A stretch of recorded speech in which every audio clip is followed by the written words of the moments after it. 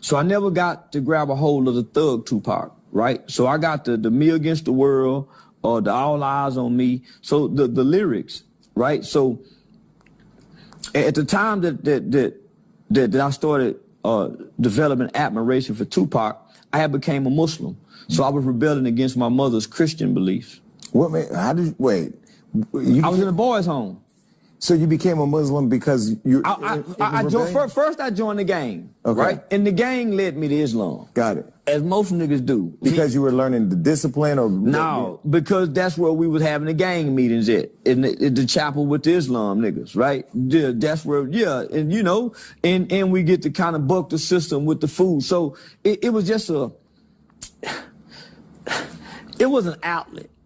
I was rebelling, right? Because my mother's teachings ultimately superseded everything that I believed as a kid. So I'm just going through a phase, man. I done went from, so you gotta think, from 5 years old to 12 years old, I'm in a hospital having leg surgery, then eye surgery. So I just got my eye put in 1989 in the 6th grade. I'm locked up for murder 2 years later. So I never was a gangster. I was still sleeping with my mama at 12 years old. So I was a little boy trying to play this, trying to be something, and made a horrible decision, cost somebody's life, and ended up in a boys' home with kids who really come from this.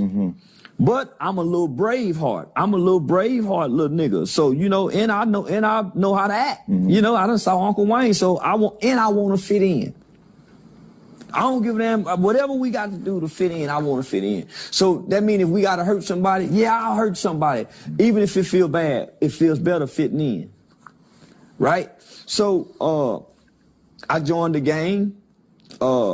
Then I'm rebelling against my mother. I became Islam. Islam teachings. But they weren't saying nigga at the temple. No, but Tupac was coming with nigga, never ignorant, getting goals accomplished. Remember, strictly for my niggas. Yeah. So just that, my niggas. So Tupac became my King Von. You know, he became my, you know, what Jay-Z is today. So he became the youth minister. He became the Farrakhan.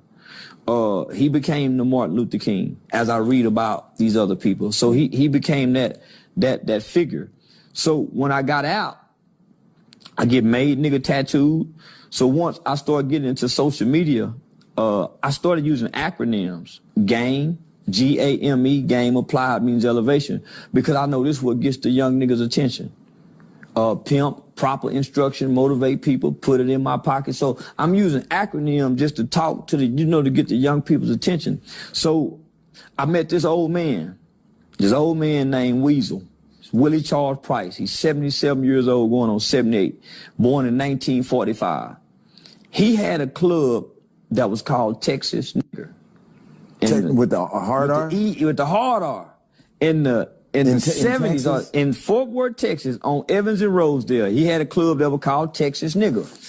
He and about maybe 10 or 12 more other formerly military men called themselves Texas Niggers, the hard R. And they fight police, they sold drugs, and they fed the community. So to get this history, I ended up meeting this old man, and he showed me the paperwork where he submitted to our federal government to try to start a 501c3 using NIGGER. And the government sent him back his money and told him that the word nigger is prohibited. And I said, hey, well, no, Pops, let me show you how to do it. You can put T-N-N. And he said, no, I'm the last nigga. So he identified himself as a nigga. And so he broke that word down to me. He said, the nigga is not African. Because there was a time when America said, oh, the world said, we're not going to import and export no more slaves throughout these countries and lands or through these seas. America said, F y'all, we're going to continue, because they were becoming a superpower. So America began breeding farms and started breeding their own slaves. They didn't have to import, and that became more viable and more economical than having to import and export, because you were losing money shipping them overseas, some dying, but breeding them here, so that became way more. So there's a book that's called How to Make a Nigger Slave.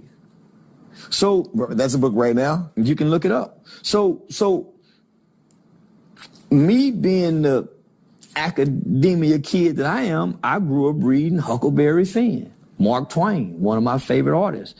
And in the book, Mark Twain, there's a character by the name of Nigger Jim. So prior to black people ever even having a name, it was nigger. And it was given to us. White people created that name. And that was on death certificates. That was in books, the nigger. Mm-hmm. So that's a real name for us. We're not African. We're seeds of these niggers. Well, when I studied the nigger with the ER, they never caused a war. They never done anything wrong to nobody on earth to deserve this type of treatment. But because of them, look where we are today. Just think if the nigger were like today's black people, they would have never got freedom. They would have never got rights. They had to have a element of strength that we can't possess today because we'll get even. Mm-hmm. Right? So think about the nigger. Then they start transferring from nigger to colored. Colored boy. That colored boy, no matter what his name is, the colored boy. Then it went to the Negro.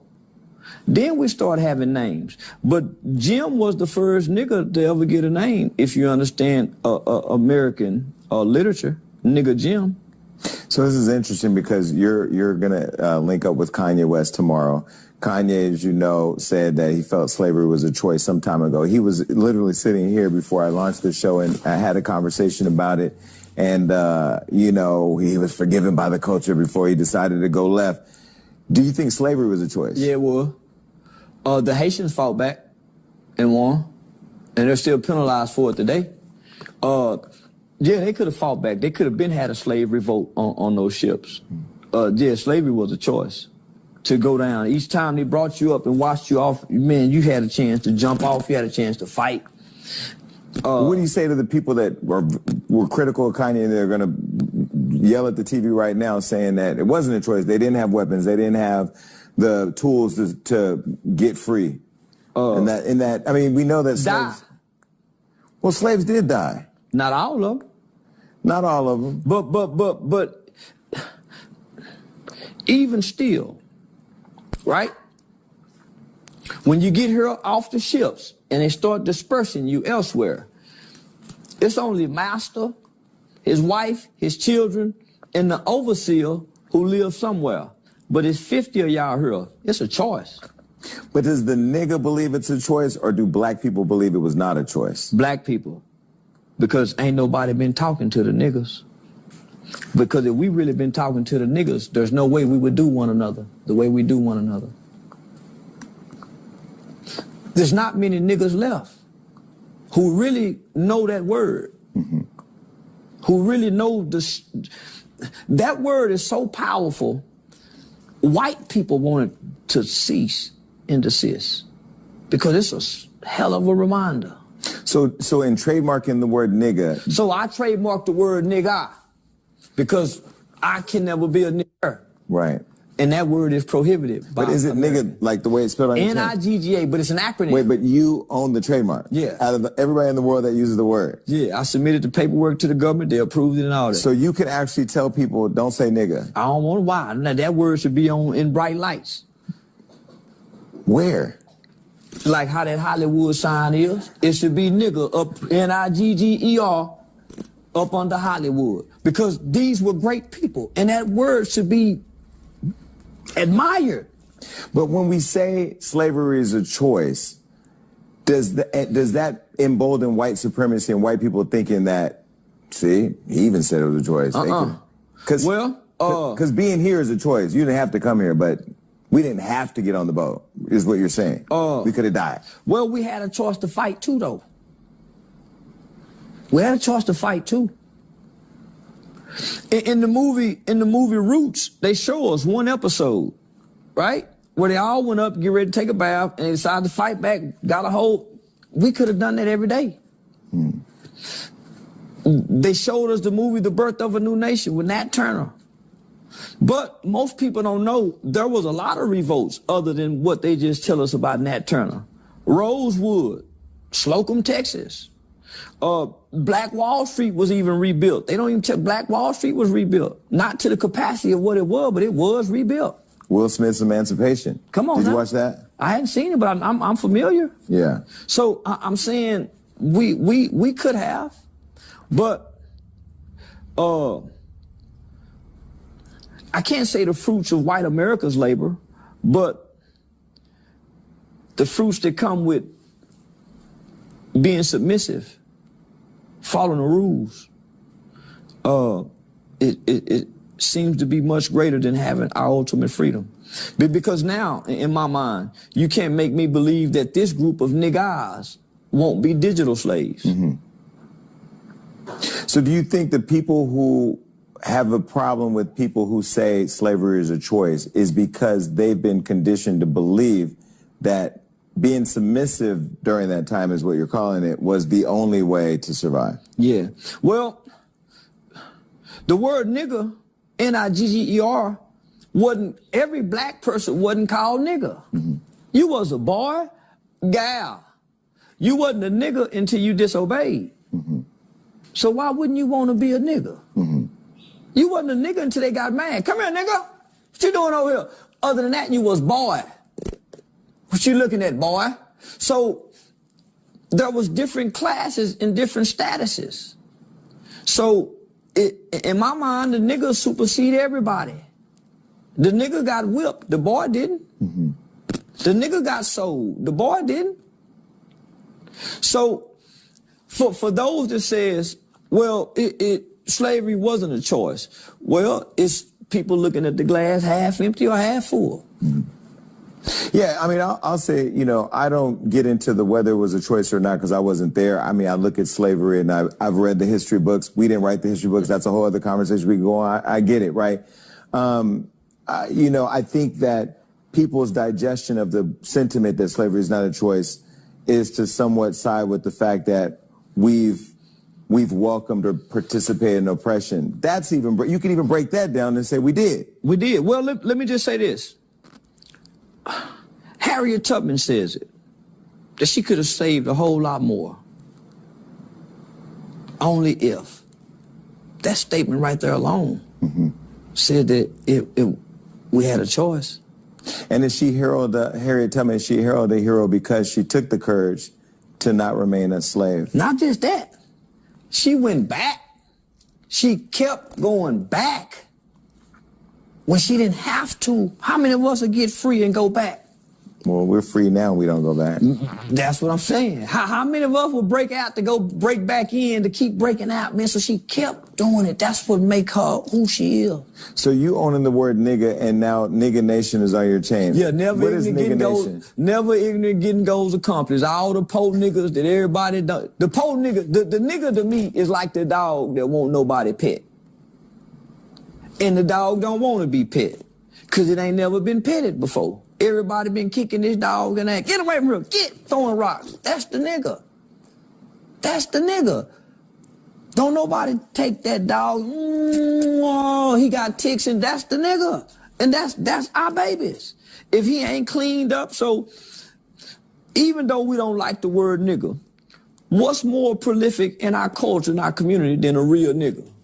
Well, who doesn't like the word nigga besides Oprah? Our mama's name, our grandmother's name, the well-educated blacks who go to college and speak with good vernacular and the perfect articulation. So it's an offensive word. It seems to be a dumb person's word.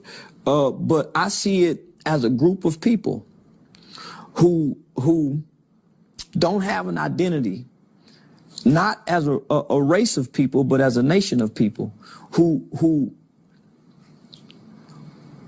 were born in a country with limited rights and don't have the equal laws and protection under our constitutional law. And I understand that in the beginning, that's what the civil rights movement was initially about. Equal rights and equal protection under the law, not more so segregation and integration. So yeah, we've been integrated, but we still don't have equal rights and equal protections under the law. So I embrace the word nigger because I don't believe blacks will ever get rights. I think blacks are comfortable with the rights that they have established in America at this point.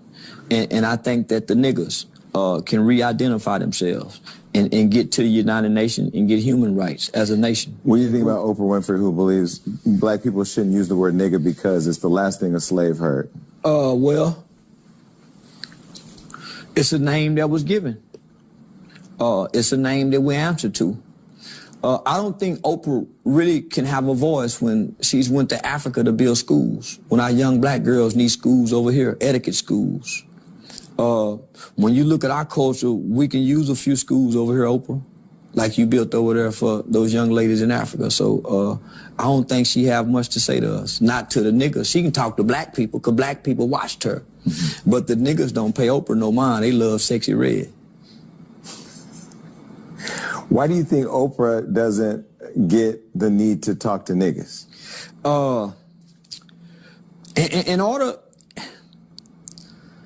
In order to speak to something that you want to correct, you first have to have a connection to what you're trying to correct. And she don't have a connection. But Oprah's a nigga, though. No, she's a Negro. Dr. King then was Negroes. Define a nigga, you have to go find somebody that was born in the 1920s, the 1930s, and the 40s. Who know what that word really means.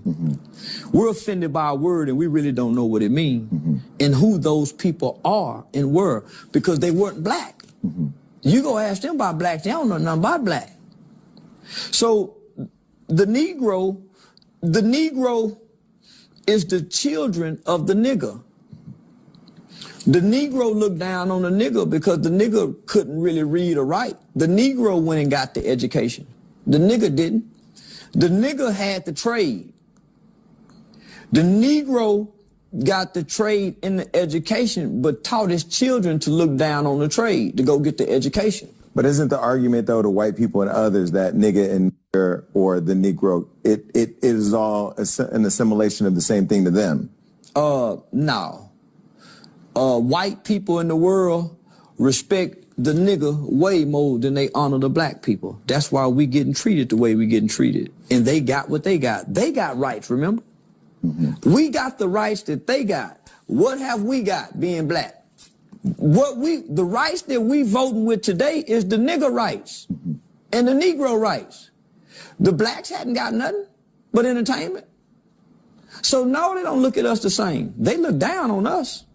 So when people talk about reparations and wanting the need for reparations, is that just an apathy to not want to go and be a self-made boss or be free in building their own free enterprise? No. If we're being honest, man, we're owed it. But to give it, you don't give it to this entitled group. But because if you ask me, this entitled group got their reparations in free public education. You think so? Yeah. But free education doesn't teach black history, though. Education don't start in school. It starts at home. True. If you want black history, it should be at home. It shouldn't be in the public school system. But one would argue that the communities that we come from are broken. Our homes are broken because dad's not there. Jobs are scarce. The community's poor. How your mother and father created you has nothing to do with the white man. Your mom and daddy meeting in the club, getting drunk, fucking and having you ain't got nothing to do with it. That's how I was born, Charleston. That's not how everybody was born. Well, most guys that I know, and I'm just looking at the guys, most guys that I know, outside of myself, got at least 3 or more babies by 2 or more different women. So I know guys that got 7 by 5. I know guys got 13 by 7. My friend Fredo has 5 by 5. So that ain't got nothing to do with the white man, how I protect my seeds, right? So I know women who got, the average black woman that I know got at least 2 or more babies by 2 or more different men. What they got to do with the white man and how we produce one another. Let me offer a suggestion, because if you think about the black home has been destroyed back in time by the white man. If you look at slavery, right? Like and you know, I don't want to blame everything on slavery, because at some point we all got to take responsibility and make choices for our own. I made choices for my own. I may be first generational wealth, or, you know, if I decide to have kids and pass it on. But at some point we have to look at, you know, the fact that historically and generationally we've had white people disrupt the black home. All the way back from Africa when they took us from our families. Now, it was some black folks over there selling us in slavery, but we can get into that another day. But don't they play a part if you go that far back? Maybe not 1977 when we were born. Well, this is why I argue against that. Because most of us haven't talked to our grandmothers, our grandfathers, to really know how they treated us, right? Because contrary to popular belief, and rest in peace, Dick Gregory. Man, Dick Gregory tried to tell us that we be wrong we mad at the wrong white people, because all white people didn't own slaves. Most white people didn't have a clue about the horrificness of slavery until people like Mark Twain and authors started writing about it in pop culture, right? So most white people couldn't even afford to own a slave. It was expensive to own a slave. Better yet, to kill one every time you got mad at him. To beat him where he couldn't work no more. Right? So I argue against that, because we're not talking to our elders to really get the true history of what really went on. We're getting out these books on television and movies. So I'm saying, okay, what happens when I meet a girl, she get pregnant, and she catch me sleeping with her friend? She take me back in, she catch me sleeping with another woman. She had a baby, me and her break up, she go off to get a good job, I play hustler, and we never can get back. What white man plays a part in that? Mm-hmm. What about the guy who keep beating up the girl and she gotta leave him with the kid? What white man is playing a part in that? Mm-hmm. So when it's time to enroll the kid in the school, and the daddy knows this is the first day of school, and they showing up to enroll, who's playing a part in daddy not being the kind of man he needs to be accountability-wise? Right. We can't blame that on slavery. I think it's hard to paint I mean, you know, our culture, you can't really paint it with a broad brush, because a lot of daddies not showing up, those that are in prison, we know, we just talked about earlier, end up in situations Well, this is what control. I'm speaking from. I'm speaking from a guy who got a bunch of guys who got a bunch of babies. Right. Now, because they had them so early, they was irresponsible dads with these 2, 3, or 4. But these last 3, they great dads for. So when I go to the prison visitation room and I see who's visiting all the killers and the gangsters in prison, it's their mothers. Mm-hmm. It's not the fathers. Every now and then you see father and mother, or granddad and grandmama, but it's the mothers. It's not the uncles, it's not the brothers, it's not the homeboy. So I'm saying, how can we blame all of this on white people? Mm-hmm. Maybe. Let me be very clear. I know you don't. Yeah. I know you don't. So I'm saying, but there's an element of our culture that does. I agree. How can we blame this on slavery when... Or waiting for Jesus to come and fix it all. And then we have to forget, man, there was a time when being a gangster was like being a preacher. Being a gangster was like being Obama. Come on now. Where I grew up. Come on. So, not just when it spread throughout America. Yeah. So we're just now trying to undo that. Well, I also think like today's Negro, nigga, is black male, African American, whatever. Because we don't evolve through a whole bunch of things. I think today's social media black person is trying to rationalize a world we live in today that we've always lived in. So like now when you see a lot of cancel culture stuff happening for different things, which we'll get into, I know you want to know your opinion things. This is what I'm seeing with today's black people. This is what I'm seeing with today's black people. They're losing the spirit of truth because we have so much information now, right? We live in an information age and we have access to information that was hidden forever, right?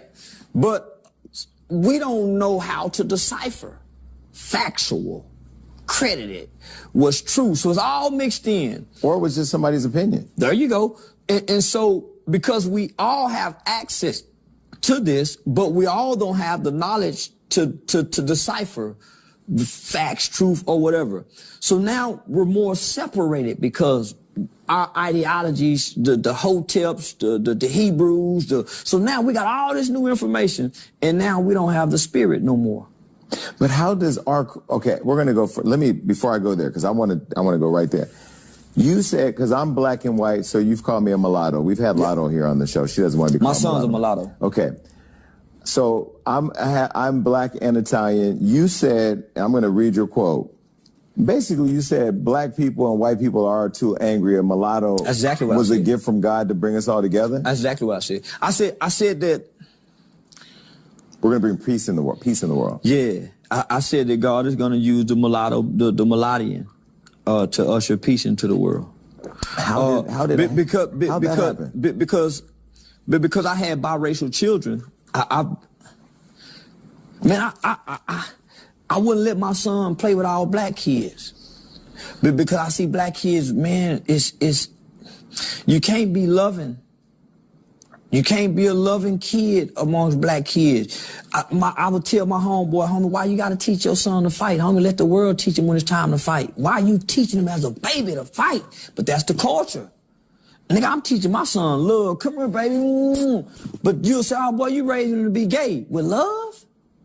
So, man, I raised my boy with love. I wasn't, man, fuck all that teaching him to fight, punching on him. No, man, I gave him love. So, but I saw this won't protect him when he go outside and play with these nigga baby, these ghetto nigga baby. So, I started watching what he would gravitate to, what environments he would have to fight in, what environments he get peace in. So this is my qualitative observation. And I don't remember too many mulattians growing up. It wasn't a lot of mixed kids growing up, homie. So that's why yellow niggas was so fascinating in the 80s. It wasn't a bunch of mixed niggas in the, you know what I'm saying? So, so when I got locked up, you never saw too many angry yellow niggas. You saw Shamar Moore playing. I mean, well, let me just say this: the guy who put me down with this was a mixed dude, but they the real tough, super tough, cause they had to fit in to be real tough, cause the yellow nigga, or they mountable, mild, and can be perceived as being weak, cause they get along. So if the yellow nigga ain't playing a hard, tough role and he can fight, he'll be perceived to be weak. So when I had a mixed breed son, I saw what mixed people gravitate to. When they come over here with the black, they really don't really fit in.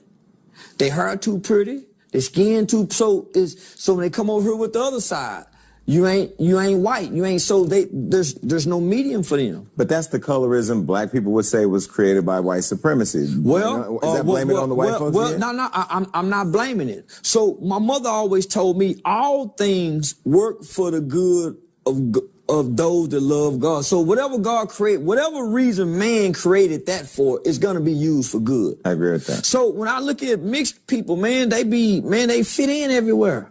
They can go in any. But is somebody a part of the mixed community? We ain't here to bring peace from God. It ain't on y'all to do that. I'm just saying, watching y'all. I ain't never seen a group of mixed people violent, angry, and disturbing. It may be an individual, but I've never seen a group of y'all.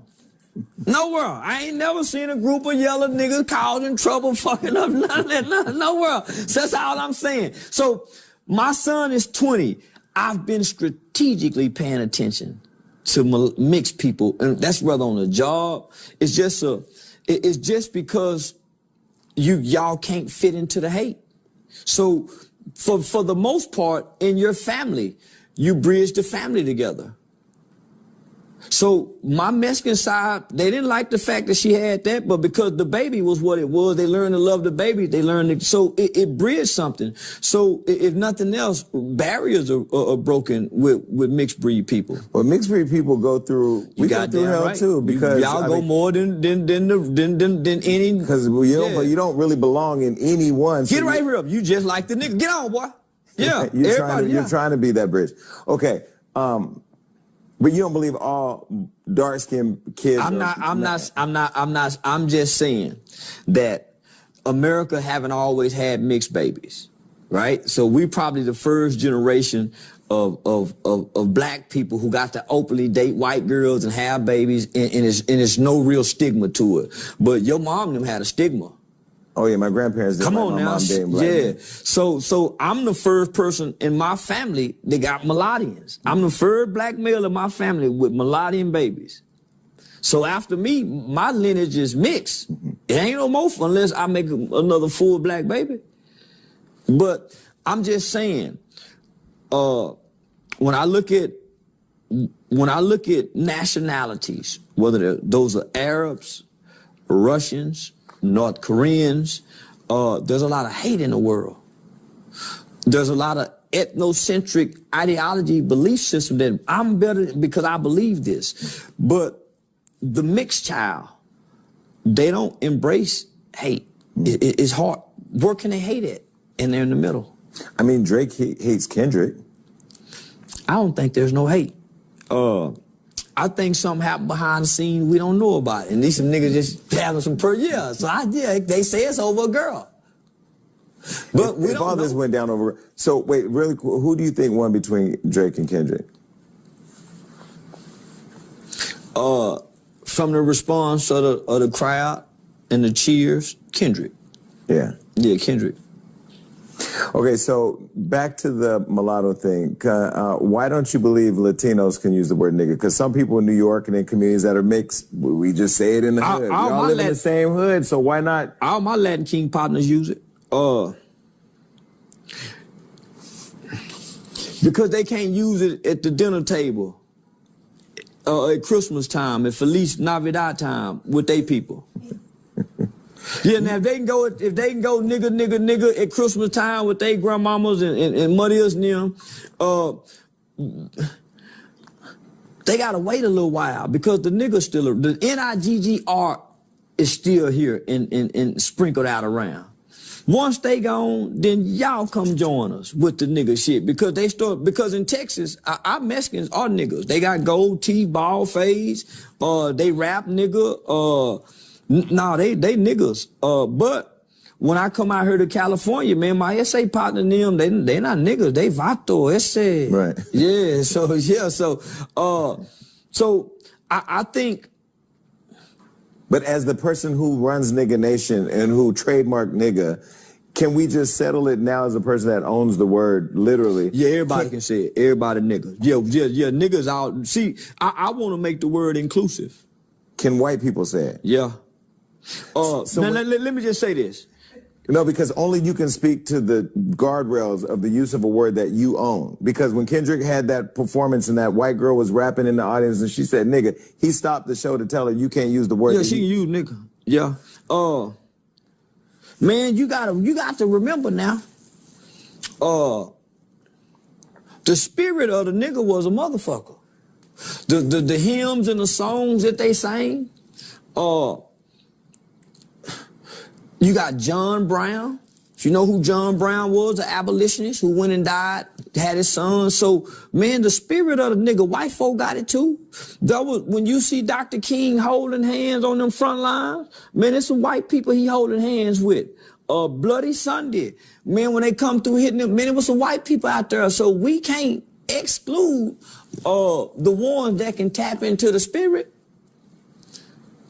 So, man, when you look at everything that took place after George Floyd, man, it was some down by law white people for the Black Lives Matter movement, going to jails, fighting and swinging. So, man, we can't, man, nigga, N-I-G-G-A is inclusive. N-I-G-G-E-R was exclusive because that was a particular group. We're not a particular group anymore because we got mixed babies now. There wasn't a lot of mixed babies then, man. You said something controversial, and I'm going to say it slow so you can, not that you're going to prepare your thought because you're going to say whatever you want. You said that Hamas is the street niggas of Palestine who are sick of it. That's a lot. Right now, everybody is waiting to hear what you're going to say. Now, there's a lot of people watching who want to see the violence in Israel or in Israel and Palestine or Gaza stop. We all want, you want to see it end. Yeah. But a lot of people... Because it's an unfair fight, for one. a lot of people who feel that way in the industry, as you know, are refusing to speak out about it. And I want to know, understand. why do you think that they won't speak out? Because the repercussions and the backlash that you will get for being perceived to be anti-Jew. But if you understand the conflict and the history between the two, then Hamas ain't wrong. It's no different when black people got to their breaking point and them niggas in Chicago started stealing animals out the zoo. Fuck they fucking with the zoo for. Then they start burning down Walgreens. It's no different than what we've seen here in America.